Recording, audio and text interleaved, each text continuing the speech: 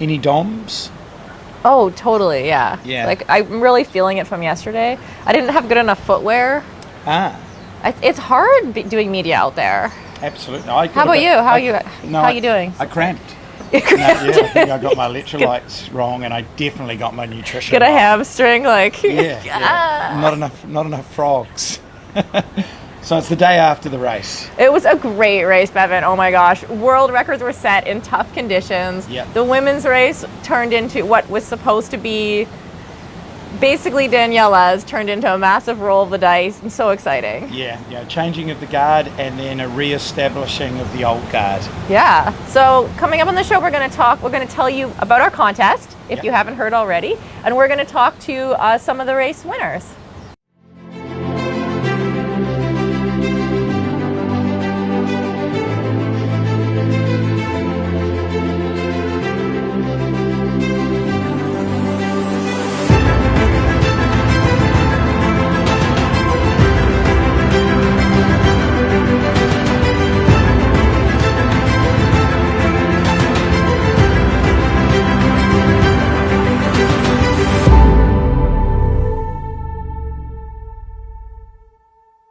So it's our 6th and final episode, the race recap episode of Fitter and Feisty, Kona Daily News Show, powered by Wahoo. I'm Sarah Gross from Live Feisty Media, and I'm here with my lovely co-host. I'm Bevan McKinnon from Fitter Coaching. And we are also running a contest, so if you haven't heard, we are giving away a 4i dual-sided power meter, and you can win that contest by tagging 3 of your friends who would like to enjoy these videos. In the comments below. And we're going to offer an extra opportunity? Yeah, bonus entry. If you've already tagged all your friends and you don't have 3 more friends to tag, you can just share the video and you can have an extra entry from that. So Bevan, okay, let's start with the men's race. I think a lot of people were betting on Jan Frodeno. Yeah. But I don't think we were expecting him to deliver quite that spectacular a performance. Yeah, it was an absolute masterclass. It was almost like he was the policeman controlling the race the entire day. Mm-hmm. He's always been a front pack swimmer. He's shown in the last few years that he can just control the race on the bike, be wherever he needs to be. But to then ease away at the end of the bike, not let the other cyclists catch him. And what I mean by that is the likes of the Keenlays and the Worths and the Sanders coming from behind. He stayed with his main group, but then when he needed to, just eased off the front of those guys and came into transition with, I think it was about a 3.5 minute lead. Yeah. And like you say, that is a masterclass, right? If you were going to plan a Kona win, that's how you would plan it. You would kind of stick with the main group, take advantage of being around other people on the bike, and near the end pull away and take it on the marathon. And that's what he did. It's a dream race. Yeah. I actually saw him at one point on the coverage. He was that relaxed on the bike that I think Brownlee was leading, and he came up behind him and he was just about on the edge of the 12-metre draft zone, and he's down on his aero bars, and he was just doing this with his hands. It was just like, this is just no stress at all. Right. I'm just ready. I'm basically ready to go when I need to. And then when he left them at that crucial point of the bike ride, coming into town, in the press conference he mentioned he took transition really slow and controlled. He got his watch, got the sunscreen, got everything he needed to do. Set out on the run course, and it was very early on a Leahy Drive where I think Thomas Hellriegel, the next winner here, mentioned to him that he only had to run under 2:44 to break the existing Ironman world record. And he did. And he did, and he wasn't challenged from the athletes behind to do so. Right. And maybe it didn't look like that, but you're always looking over your shoulder. Yeah.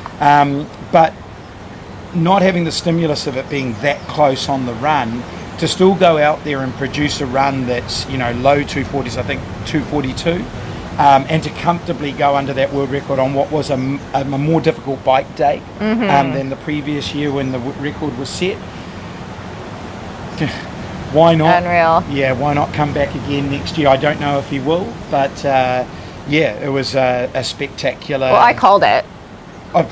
Me and 99% of other triathlon pundits, but still. I know, he was a dark horse. He was such a dark horse going in. It was such a hard pick, but I called it. Yeah. But what I didn't call actually was Tim O'Donnell. No, and Tio, like a good red wine. Yeah. You know, getting one. better and better. Yeah. And no run form coming in off the back of an injury. He's probably, as he said to me in conversation after the race, does he need to revisit how he prepares for this event? Do you need those run miles like you think you do? Because he actually ran, I think, his PB run split here. Like his really? His 2 lifetime goals. Unreal. And he'll correct me if I'm wrong here, were to go under 8 hours and to run take the family run record. Yeah. And he did both of those. Oh, the family run record. I like that. To finish second. And then, look, the other major players attempted to stamp their mark on the race. Alistair Brownlee did what we thought he was going to do. Which is be prominent. Right. And exert Take himself. Some risks. Yeah, exert himself on the race. He got a puncture at the turn at Harvey, and maybe the attempt after the puncture to get him back involved in the front group is what ultimately cost him once he got to the run. But in saying that, though, out on Alihi when we first saw him, I said straight away, nah, he's suffering, and that's too early in the marathon to be suffering. Yeah, especially when you'd seen Jan and Tim come by already, you know what good looks like. And Alistair wasn't quite there. Yeah. And then the other guys that we thought would make up the swim deficit just weren't given the opportunity. Cam Worth tried for all he could to bridge that gap. Some of the other Uber bikers like Starkowitz didn't even start. The other stories were Patrick Lang pulling out early in the race. Why did he pull out? Do you know? I just don't think he was up for the challenge, maybe physically leading in. I've seen that there's a post go up today, but I haven't followed exactly what it is. But he pulled to the side of the road very early in the bike leg, having lost the front group, having a career best swim. So he came out with the major players in the swim, which shocked Jan at one point in the swim, albeit that when he saw Patrick in that lead group, he mentioned that that's not where Patrick should be, and maybe he's cooked himself in the swim. Right. But then David McNamee, who's snuck onto the podium with great races in the last couple of years, pulled out very early in the race. So there was it was what we expected at the end of the day, but how we arrived there with the other people coming and going was slightly unexpected. Yeah, there were sort of spectacular performances up here, and then quite a bit of carnage down here, more than most years. Yeah. So a world record and complete chaos. Yeah, and it wasn't the hottest race on record. There were points on Alihi when the sun went behind the clouds that made Alihi Drive actually really quite comfortable to run in. There was wind out on the bike, but not radical wind, and that did affect the race in some regards. But look, Jan went under the world record when last year world records tumbled in age group in the professional race, left, right and centre. So I think Jan's made a lot of the top men reconsider what it might take. Sit up and take notice. Yeah. And so the women's race. Let's talk about that. I mean, the women's race. So first of all, kudos to Daniela, who it sounds like went in feeling a bit sick. And, carried on like a champion and ended up finishing 13th. Yeah, and she tried to make up the deficit of the swim that was never able to happen on the bike, and then she really went for it on the run, but ultimately paid the price a little bit. Do you know, the funny thing is what came out of the women's race for me, and we talked about it before our recording, is that a lot of women had gone away and worked on their run. Lucy Charles had worked on her run. Heather Jackson had worked on their run. But if you overbike, you're never able to access that. And I think in Lucy's case, she really went for it on the bike. Well, I think with Daniela in her mind. But didn't realise Daniela wasn't having the day that she hoped for, and maybe the first place that Lucy could have got with a slightly more conservative bike could have been there. But then when someone's running a 2:51, oh my gosh. Anne Haug, I mean, the training camp in Brazil. I know. It wasn't in Brazil. It was in Sedona, Arizona in 2012. That's right. Yes. Where I may have run on the track behind Annie, looking at the back of her on a few occasions. Imparting your wisdom. Obviously, I imparted a little bit of wisdom. Yeah. And clearly she took it to heart in yesterday's race. Yeah. Yep. And no, she was another one, honestly, like we talked about Jan, but she seemed to be in control all day long. Yeah. She had an amazing swim. Incredible super swim. strong bike, and then a record-setting run. So we actually, Ashley Wiles from the Iron Women podcast, caught up with Annie after the race. Did you think this was going to happen yesterday?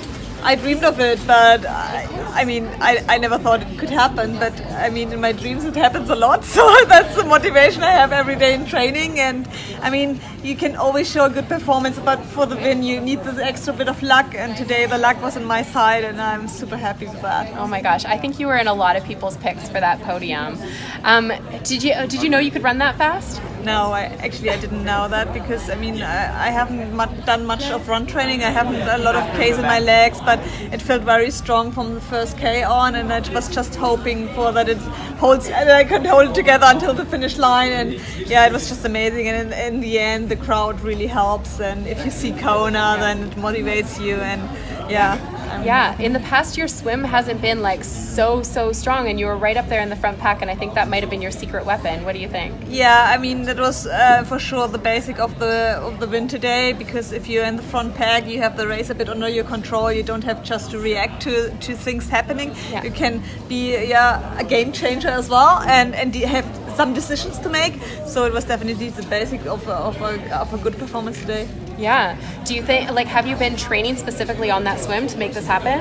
Yeah, of course. I mean, I have my very first swim coach is coaching me for 2 years now. Really? Your very first one Yeah, ever? from the university, yes. Oh, and, wow. Yeah, that for sure. I like his training plans, and it makes me really fit. And I was surprised, to be honest. It was always a dream of mine to be in the first pack, and that it happens was like fantastic. So oh my gosh, so cool. So what's next? Like, how do you go from world champion? Like, do you get some time off to like now chill? It's season break. I definitely want to go home and see my family, because that's always something I don't have time for. But now I take the time, go home and have some good quality time with my family, and that I'm really looking forward to. Are you going to have like a cheat meal or something, like to be like, oh, I wish I could have had this during training? Yeah, for sure. I'm definitely looking forward to a really fatty pizza. A really fatty pizza, like with all the things on it? Yeah, like a Pizza Hut pizza, like that.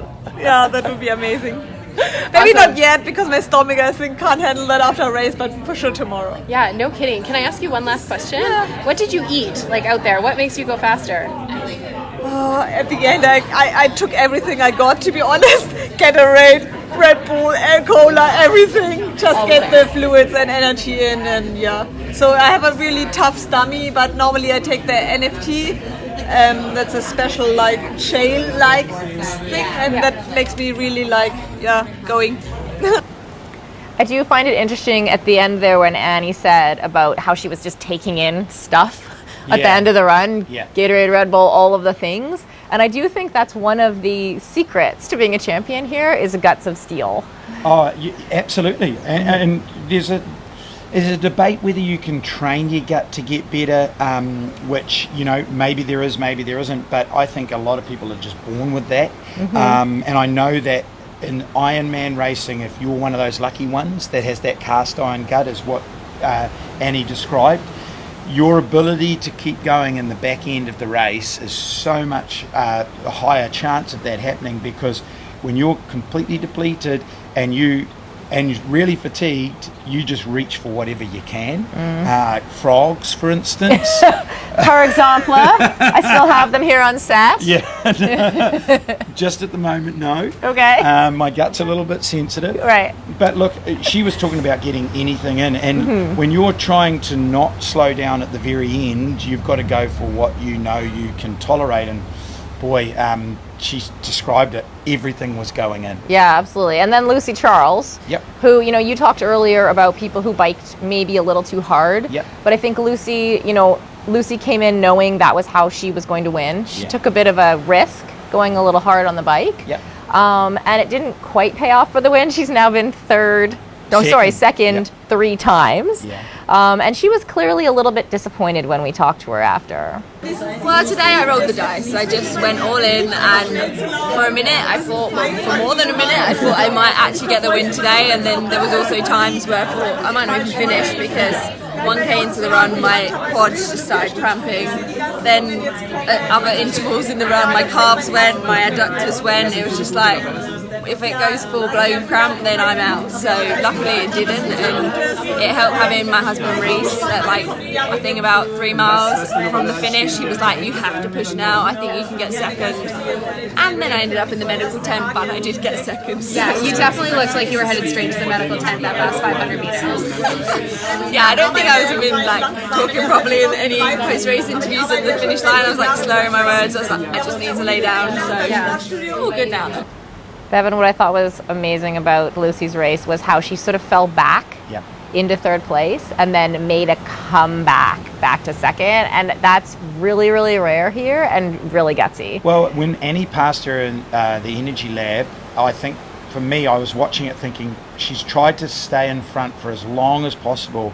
And when that first person passes you, psychologically, the roof falls in because she'd been at the front all day, and I thought next will be Sarah Crowley and maybe someone else. Yeah, you kind of wonder how far back she's going to go. Yeah, and she looked like she was working hard at that point, and there's a long way to go. Yeah. But to re-overtake Sarah Crowley again to get to second shows how tough she is. Yeah. And maybe she's the same as Annie. She was the one that fueled better in that last part of the race. Yeah, and I think that her mindset too shows that she can be a champion here. So we'll be rooting for her in future years for sure. Yeah. And then a lot of people had much bigger problems than Lucy out there. Oh, I mean, the thing about Kona is you've got to come here super fit, psychologically ready, and then a little bit of luck has to go your way. Because I see more little things affect people's races here than any other race. Mechanical. Sarah True in the swim had a mechanical, I think, literally leaving transition. She's in this chase group. Next minute she's 10 minutes behind. Her day's over. Jen Annett, who descending down Palani at the first part of the bike ride, clipped the moto in front of her, and the moto slowed down and ended up off. I was standing nearby and I heard it, just like that horrible sound of carbon fiber hitting the ground. No. It was not a fun moment, especially knowing it was Jen too, and she's our Canadian from Penticton. My heart just went, oh. And then you have those situations where you have not just carbon hitting the ground, but people hitting carbon. Right. That's true. Not just the bike. Linsey Corbin's case, again, having the swim of her life, coming out with her great mate Heather Jackson, and then stuffing up transition and falling over her bike and cutting her leg, and then losing that particular group. Yeah. She resurrected her day to get 10th, which seems to be that's Lindsay's position in Kona. She's got that locked down. Yeah. And I came out with Heather Jackson, who I've been training with, and I was so excited to come out with her. Did you say anything? Yes, we've been watching this show on Netflix, The Handmaid's Tale. Oh, we know it. Yeah, it has a few sayings. So I caught her at the bikes, and I said, under his eye, and I was so excited, and we were pulling our bikes out, and I actually wrecked my bike and dropped the chain. So I lost that whole group, like all that work. I lost them that I swam with, and then it was maybe it was a blessing, but I really just then rode my own race. I kind of rode by on my own, and I think the women really split up. It was very windy out there, and I just picked people off one at a time, and just really took care of myself. Heat off, nutrition, controlled what I could control, and then I thought I would run close to 3 hours. I think I did, and ran my way to 10th. So a stock standard Corbs Kona execution. Exactly. Yeah, I'm just a diesel that's always picking up the pieces as you go. So I mean, you can't complain with top 10. So one of Corb's great mates is Heather Jackson, and I think everyone else is having slightly different races this year. But the one person who came here and did what is pretty much her stock standard race was HJ, and we spoke to her after the race. I was really trying to just race my own race, like I said. Making sure it felt easy to hubby and then push it on hubby. I was just picturing I was on Mount Lemon. 40-minute climb. It was about 50. Just trying to do my own thing, and then it was good when I do it that way, because there's always someone in the distance. So it's for me to come from behind. It's okay, pick them off from afar. You can see it, set your sights, try to get up to them. Yeah. So, yeah. All that run work, did it pay off? Yeah. I think so. Yeah. I felt better than I have here in the past, for sure. This is so tough to say, okay, I want to run this type of run, and then you add the heat in here. And the wind, it was a headwind all the way back. So I was trying to like run into the age groupers, like as a bit of a block, but yeah, I felt strong throughout. So I held back, like the plan was it should feel easy till you get up Pilani. Feel easy till you're up Pilani. So I was trying to really hold back at the start. So HJ getting back into the top 5 was a really important result for her, but we haven't even mentioned Laura Phillip on debut. Yes, 4th place. 4th place, bike and run, that shows that if her swim gets to that position, she's going to be a force to be reckoned with next year again. Yeah. And Sarah Crowley, we always knew she was going to be in the mix. And Sarah Crowley struggled last year. Yeah. And so, you know, when I saw her after, she said she was really happy to just kind of prove to herself that she could come back and have another Sarah Crowley race. Yeah. So there she was, took the 3rd podium spot. And ran under 3 hours. Yeah, she had a great race. Yeah, and it would have been devastating for her at that moment with Lucy Charles getting into 2nd and then falling back to 3rd again. That must be heartbreaking, but look, she's so consistent when she gets here to Kona. So Bevan, this is our last episode. What was your favorite moment of recording the show? Actually recording the show. Like actually delivering on what we said we were going to do. I know. It's like a miracle. It happened. 6 weeks ago, we spent all year until 6 weeks talking ago. about, we're going to do it. Yeah. Then 6 weeks ago. It came together. Yeah. And I would actually say a big shout out to Steve, who's pulled this all together for us. I know we've done it on socials, but yeah, wow. Yeah, amazing. What about you? Okay, my favorite is when Jocelyn dubbed you in on eating all the carbs on your bike ride and getting dropped. That was my favorite moment. It's funny that people do like it when I've been taken down a peg or two. I know. Yeah. It's funny, and I can't imagine why. Yeah. I can't understand why, but there you go. And before we go, we definitely want to thank our sponsors. Yeah. So Wahoo for powering the show. We couldn't be here without you. Yeah. Wattie Inc.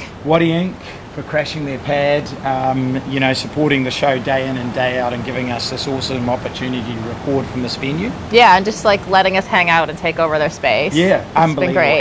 And what a great bunch of people.